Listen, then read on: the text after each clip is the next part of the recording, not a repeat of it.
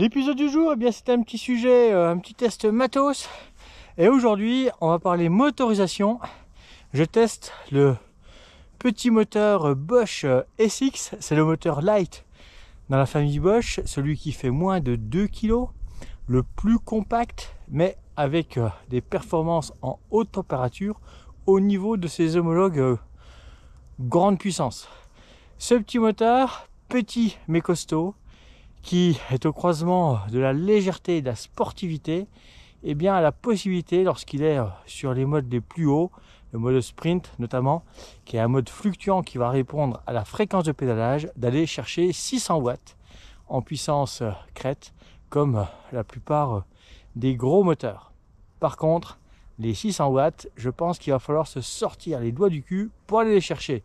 Excusez-moi l'expression, mais en termes de vélocité, eh bien, il va falloir compenser ce que le moteur n'a pas avec ses 55 newtons au niveau du couple, les 55 Nm qui ne sont pas une valeur normalisée en termes de couple, pour pouvoir aller chercher l'équivalent des moteurs plus gros de la marque.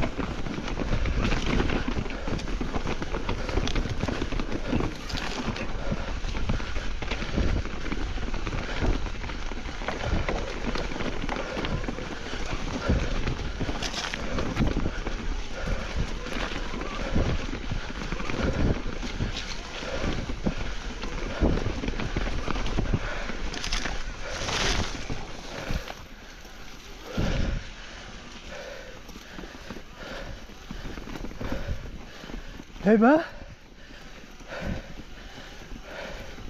certes, il y a peut-être moyen d'aller chercher des watts, mais il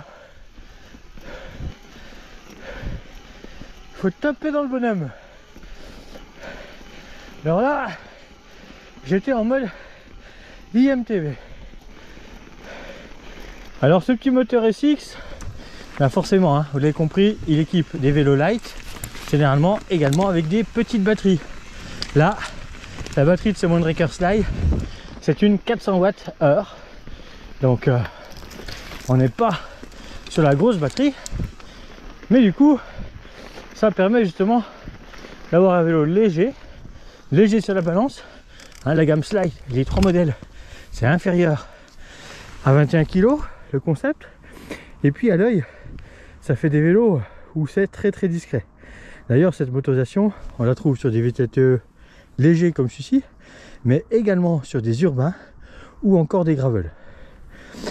Au niveau du système interne, et bien là, on est full option. Beaucoup de vélos light ont que la commande sur le cadre, pas d'écran, pas de commande déportée. Là, chez Moonraker, c'est full option.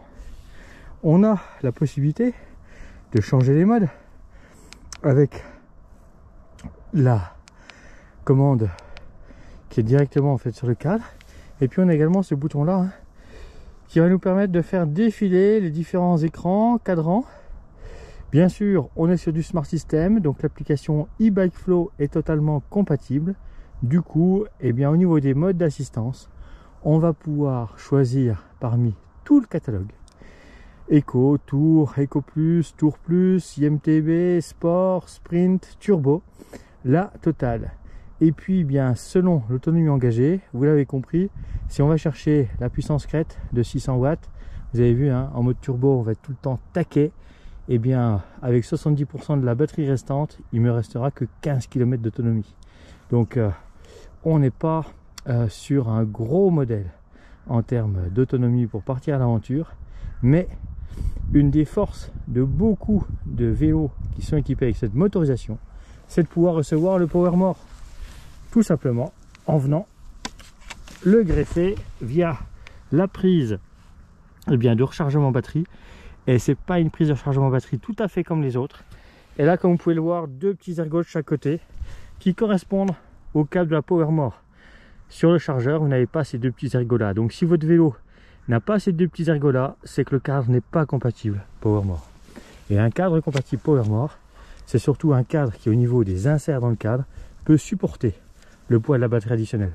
Parce qu'un bidon classique, le standard c'est 1,5 kg. Forcément, si on vient mettre une PowerMore, il faut avoir un cadre qui soit adapté, étudié. Et tous les cadres ne le sont pas. Donc généralement, le pare-feu, ça va être la prise à ce niveau-là. Mais on reviendra sur l'installation d'un PowerMore dans un autre sujet. Aujourd'hui, c'est le moteur Bosch SXA. Et qui dit moteur light, dit vélo light. Donc du coup, en termes de franchissement, de bêtises, il y a tout de suite beaucoup plus de possibilités avec ce type de vélo. Et ça, eh bien, c'est vrai que c'est un gros plus par rapport à certains mastodons. Et là, ben c'est vrai que c'est tout de suite plus léger sous les pédales. Ça monte tout seul, ou presque. Alors là, j'ai mis le vélo en mode sprint. Donc c'est un mode qui répond à la vélocité et qui a cette capacité d'aller chercher la pleine puissance. C'est vrai que en termes de vitesse de montée là, c'est plutôt fun et carrément ludique. Par contre au niveau de la conso, ouais, j'ose pas imaginer ce que ça peut donner au final. Mais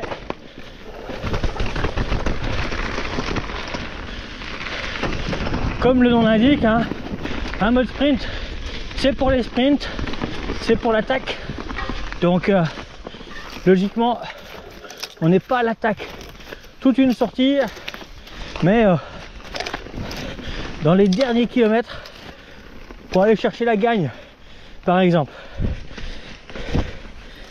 Hey. On a connu plus joli avec plus de ciel bleu.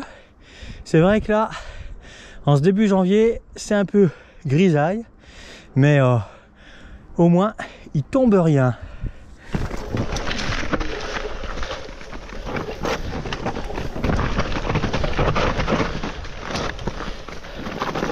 Ah, c'est vrai que en termes de pilotage, il y a quand même des machines qui sont quand même carrément plus légères que les gros VAE habituels. C'est assez agréable. Bon, en cas de pétard, là je suis resté en petit mode éco. C'est pas une grosse assistance, mais bon, ça passe quand même.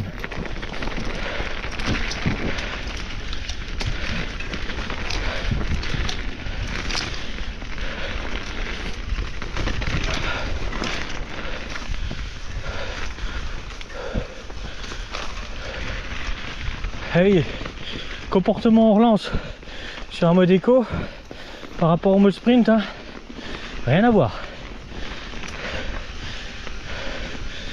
Sur ce vélo, j'ai également paramétré le mode IMTB pour voir la différence justement avec le IMTB, hein. On roule déjà depuis un paquet d'années sur le moteur Bosch, qui est également un mode fluctuant. Un des premiers constats, c'est que les pourcentages de la batterie descendent vite. Il faut dire que la batterie fait que 400 Wh. Donc si on part du principe qu'on consomme en moyenne 10 Wh au kilomètre, eh bien c'est 40 km d'autonomie contre 75 avec une batterie Smart System de 750 Wh. Donc automatiquement le ratio en pourcentage au kilomètre n'est pas du tout le même. Alors qui dit vélo light dit bêtise. Et là, ben, pour la nouvelle année, on a enfin, à défaut d'avoir notre zone de trial au cul des prés, eh bien ils nous ont mis à Bregy. Donc ça c'est vraiment cool, c'est vraiment sympa parce que ben, le cadre est quand même beaucoup plus joli ici.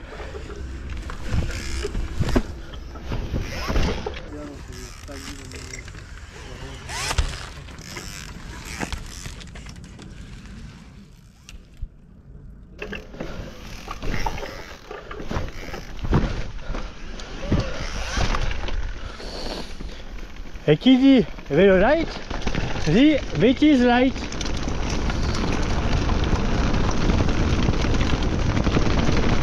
Bon, en descente, il n'y a pas de friction au niveau du moteur, hein. Mais ça, vous vous en doutiez. Aujourd'hui, c'est pas la prise en main du Sly, hein. Donc, j'aurai l'occasion de vous en reparler de ce petit vélo. Là, c'est plutôt les impressions moteur là au niveau de ce petit SX qui m'intéresse. Et un truc tout bête, hein, en mode off. Qu'est-ce que ça dit en mode off? Alors bon, ça a beau être un VTT light, là j'ai voulu essayer de le déplacer. On est quand même sur une machine de 20 kg. Et là par contre, j'ai pas d'assistance. Et ce qui m'intéressait de voir, c'était la manière dont ça pédale. Eh bien, ça pédale plutôt bien. J'ai pas le sentiment d'avoir une résistance au niveau du moteur en termes de friction. Bon, je sens que la machine n'est pas légère. Je sens aussi que les pneus sont carrément en adhérence, hein. On est sur de la gomme assez tendre avec ces pneus Maxxis. Et là, bon bah, ça fait un vélo quand même un petit peu lourd. Si je mets un peu d'assistance, automatiquement, c'est mieux. Par contre, pour le coup, j'ai patiné. Pas de bol. Ouais. Si je mets l'IMTB, c'est clair que là, il y a une vraie assistance. Ça tracte, ça motrice. Et puis, bien, il y a une vraie assistance. Sur un mode plus bas, bah, faut vraiment taper dans le bonhomme pour pouvoir avancer.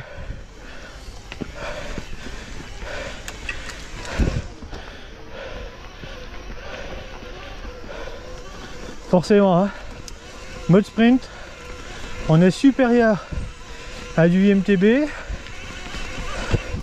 équivalent ici avec une fréquence aux alentours de 85 tours minute à du turbo,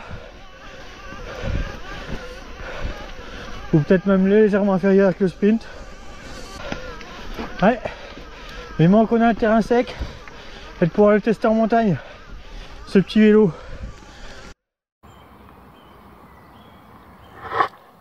Bon, on verra si ça se confirme avec le temps, mais je pense que typiquement ce petit moteur, c'est vraiment adapté par rapport à une pratique VTT-AE à faire de la liaison, à aller chercher entre guillemets des sommets, des crêtes, après avoir pris ou pas la remontée mécanique, pour aller faire des trucs jolis, et puis à la descente d'avoir un vélo léger qu'on va pouvoir placer un petit peu là où on veut. Dès l'instant qu'on commence à mettre une assistance assez haute sur un VTT-AE à la montée, la batterie, à mon avis, elle va pas faire long feu. Bon, là aujourd'hui il fait 0 degré, le terrain est gras, c'est vraiment pas ce qui se fait de mieux. Donc il faudra vraiment voir au fil du temps ce que ça donne en termes de consommation. Mais autant sur gravel, urbain, ben, je pense que là le poids du vélo, le fait qu'on soit très souvent là des 25 km/h, l'autonomie elle est carrément présente. Là L'instant qu'on est en tout terrain, qu'on tape tout le temps dedans, la petite batterie de 400 Wh, elle peut vite avouer ses limites et le power more est carrément le bienvenu. Je pense que sur ces motorisations là, sur des VZTE, il faut éviter les vélos sur lesquels on ne peut pas rajouter une batterie additionnelle. Ça sera la règle numéro 1. Et après, dès l'instant qu'on ne cherche pas la performance à la montée, mais qu'on cherche juste à rejoindre un endroit haut pour pouvoir profiter un maximum de la descente, eh bien c'est tout à fait adapté. Et là maintenant, place à la descente. Alors sur ce moteur SX, j'aurai l'occasion de vous faire un sujet à l'occasion, mais il y a également possibilité de monter des éclairages avant et arrière, et ainsi que pas mal d'autres options. Par contre, il y a quelques petites astuces à connaître en termes de connectique. On aura l'occasion d'en reparler.